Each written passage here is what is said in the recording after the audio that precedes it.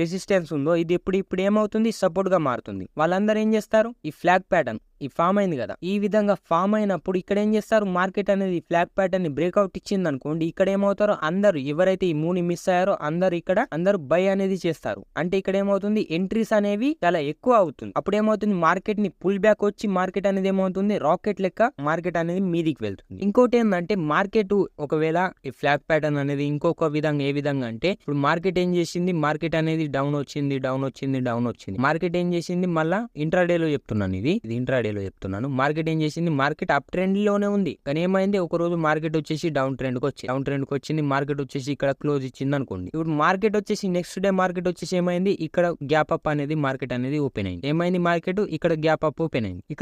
ఇక్కడ ఏమవుతుంది, మళ్ళీ ఇక్కడ ఒక ఫ్లాగ్ ప్యాటర్న్ అనేది ఫామ్ చేస్తుంది. ఇక్కడ ఈ గ్యాప్ అప్ అయిన తర్వాత ఇక్కడ ఫ్లాగ్ ప్యాటర్న్ అనేది ఫామ్ చేసింది అనుకోండి, ఇక్కడ బ్రేక్అవుట్ ఇచ్చింది అనుకోండి, ఇక్కడ